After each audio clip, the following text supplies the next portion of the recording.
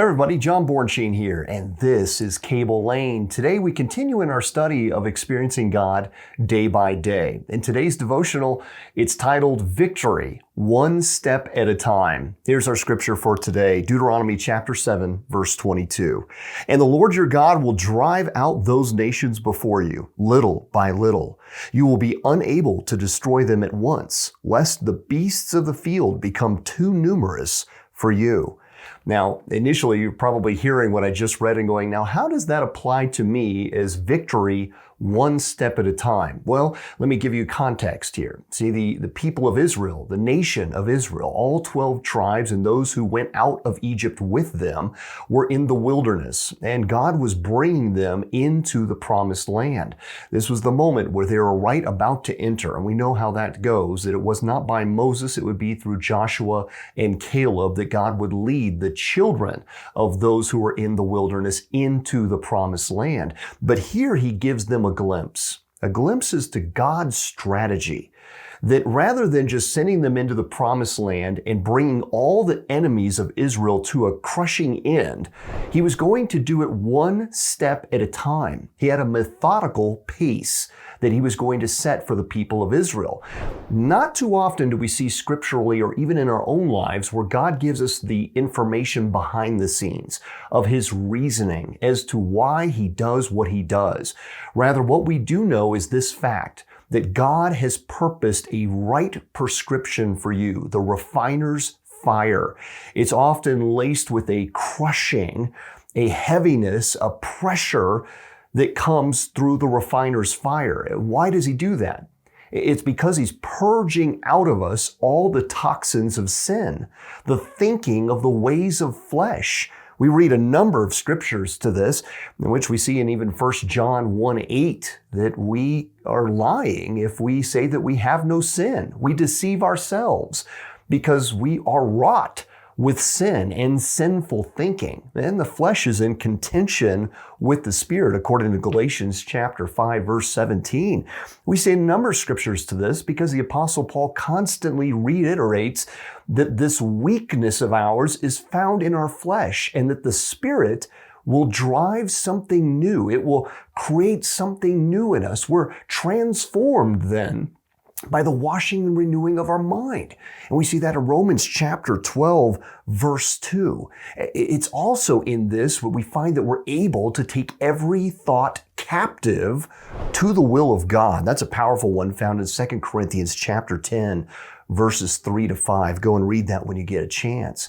But the reality here is the fact that God has prescribed exactly what we need and when we need it through his right foreknowledge of all things, where he has seen exactly where he's taking us and how he's going to get us there. So we need to understand and trust that God is working all things to the good of those called according to his purposes. Yes, to those who love him. And so we sometimes want to rush the process. Sometimes we don't trust that God is moving us exactly where he wants us to be, where we think we ought to be and when we think we ought to be there. But God knows exactly what he's doing. I remember there was a time when we were trying to get our house appraised. You know, we all go through this sometimes where we get a refinance done. And a windstorm, not too bad of a windstorm, had come through and actually had taken our very old wood fence and, made short work of it. It had broken some of the posts and it looked wobbly and all distorted. And I remember that my goal in this was just to get a good appraisal. So I decided I was going to do a bit of a rush job to repair that fence. So I dug about 18 inches down, took some bags that would inflate, it was like a foam, a hardening foam. And you could take the post or put a new post in and just dig down about 18 inches, put this foam in, it would harden up and you could realign the fence. And it was really a very bad craftsmanship. There was really no work involved there that I was trying to impress anybody with. Really wasn't thinking down the line at all, just simply trying to meet a short-term objective.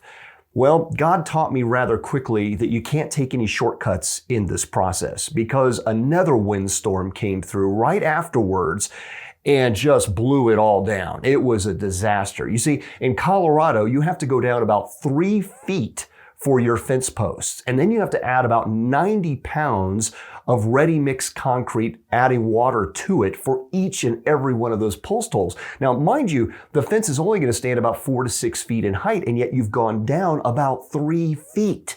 That's right, those posts, in order to be able to weather the storms, have to be deeply embedded into the earth, into a foundation, in order to endure all that fence is going to endure, especially in Colorado weather.